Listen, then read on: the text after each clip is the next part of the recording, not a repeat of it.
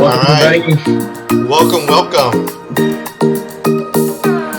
Welcome, Brian. Apologies our tardiness, because I am having internet issues here.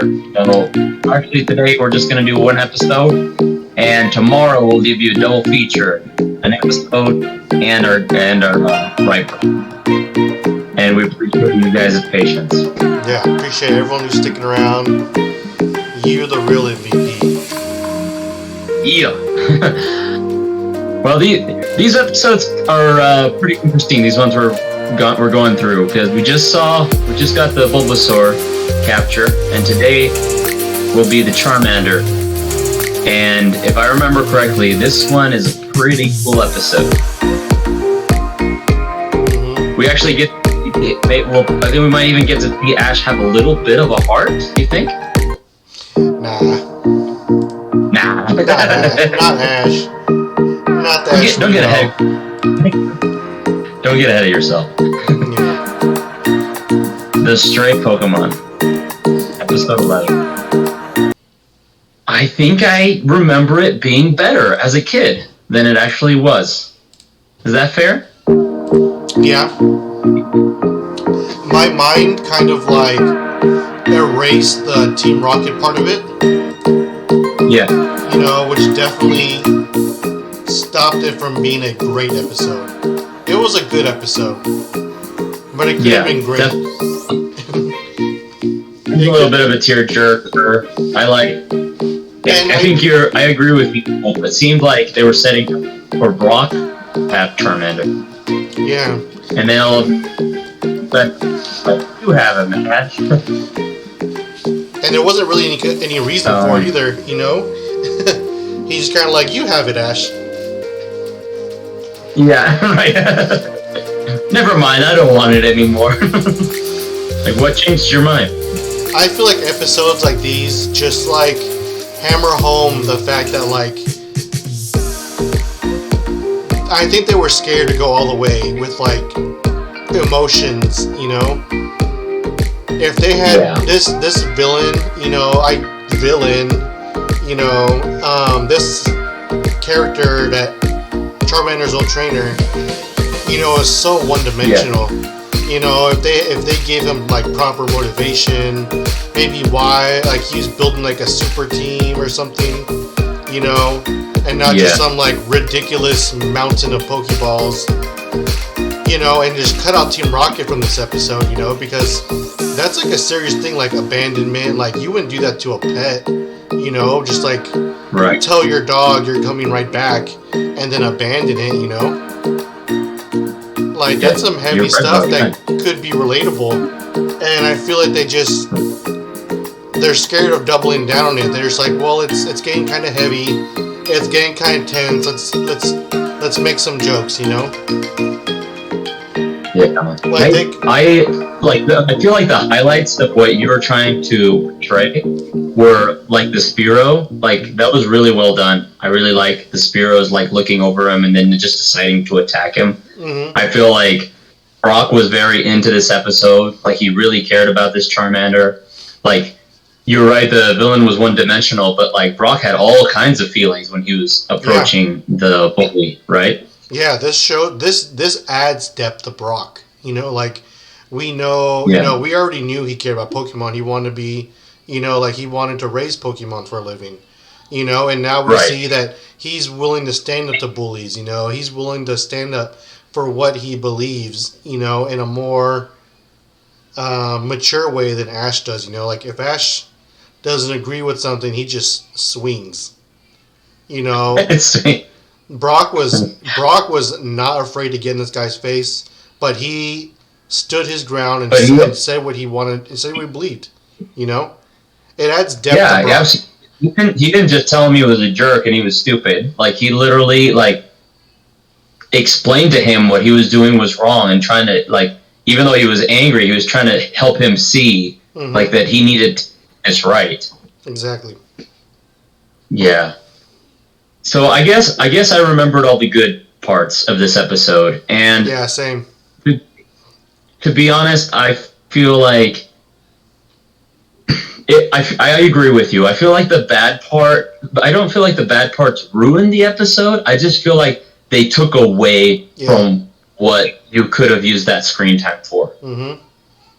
Yeah, I agree with you on that. Yeah, I think it stopped it from being a great episode. Like Marvel's really good at that kind of thing. Where they have this tension building up.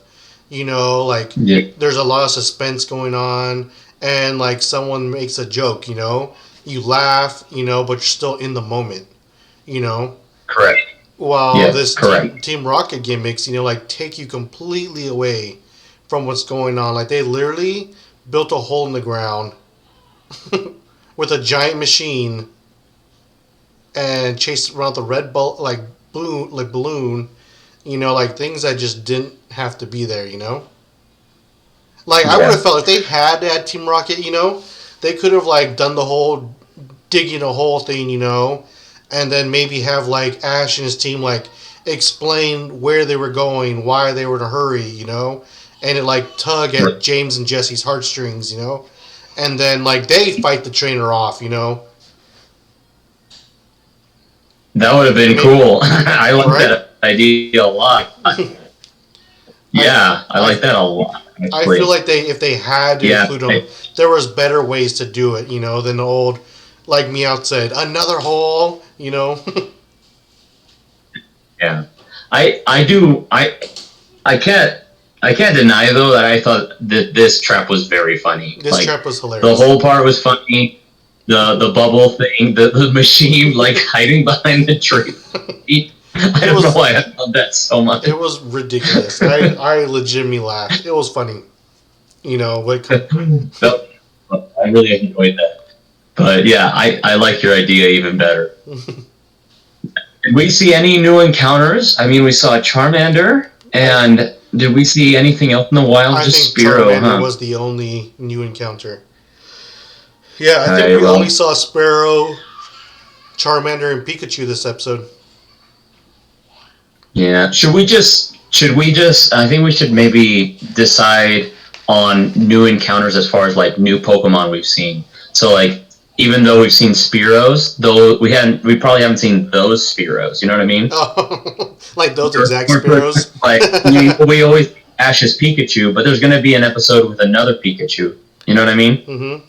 How do we tell the Sparrows apart? What if they like migrate? Yeah, well, I guess we could just assume. What do you mean? They all look alike? That's racist. Yeah. Yeah, I mean, between a Spearow and a Charmander, I mean, I'm not a huge Charizard fan, but you can't pick a Spearow over a Charmander. Sorry. Yeah, for sure. Yeah. I mean, all in all, I would say in this journey so far, it's all the episodes we've seen so far, it might be just a little tiny itty bit above average for me. Yeah. I'd give it.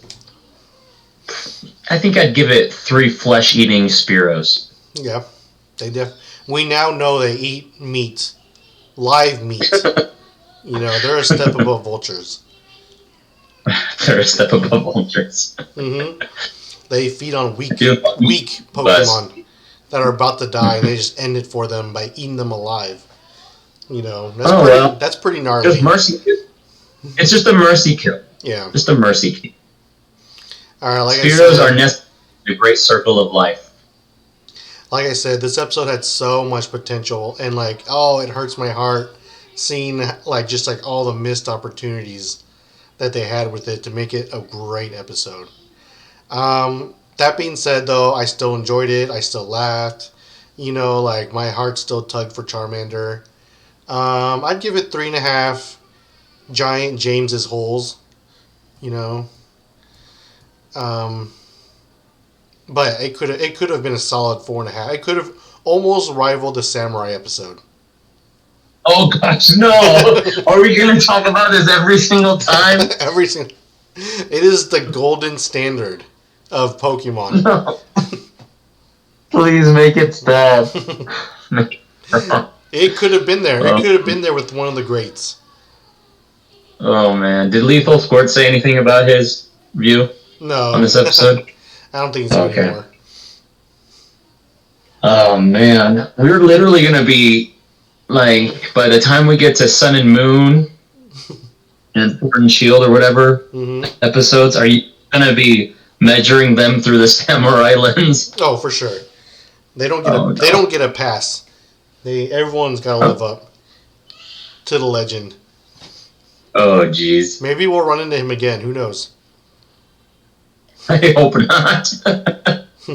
Only a novice battles with a pooped out Pokemon. Wise words. Wise words have never been said since. All right, amigo. Well, I enjoyed this episode, and I'm excited that we're gonna do 2 days in a row of this thing. Yeah, for sure. So tomorrow we'll get to see the episode, which will be fun because this is just kind of the trio starter episode. I don't remember very much about the Squirtle one, other than he was just a little rascal. Yeah, I remember. I look forward to that one. I just remember the sunglasses. The sunglasses, yeah. Let me take this off. What did you say? Yeah. Oh man. If he ever does like the sexy librarian look where he like lowers it, you know. Yeah.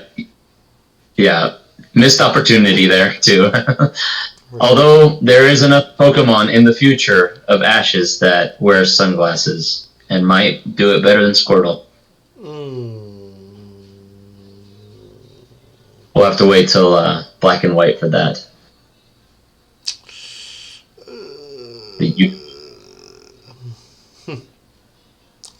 Alrighty, bro.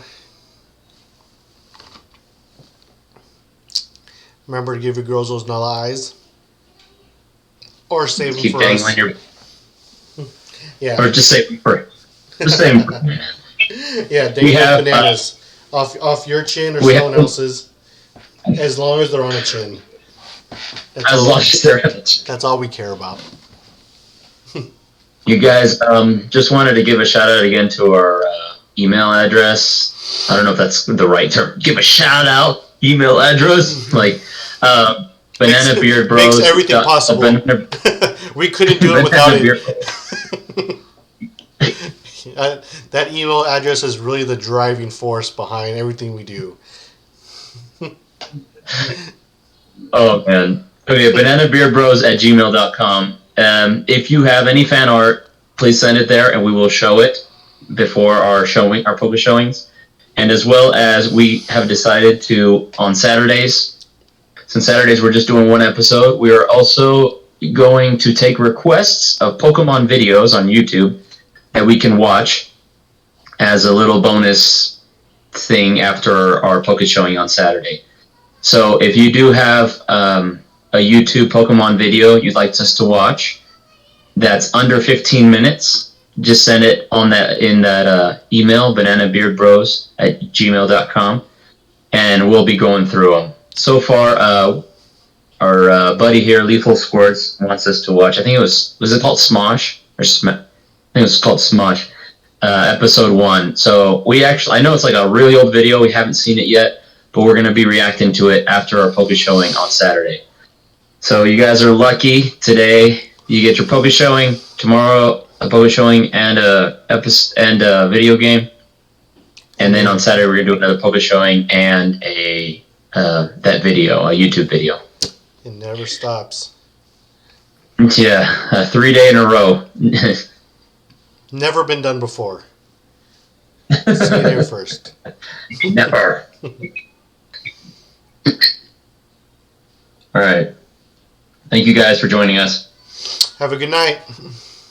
Good night.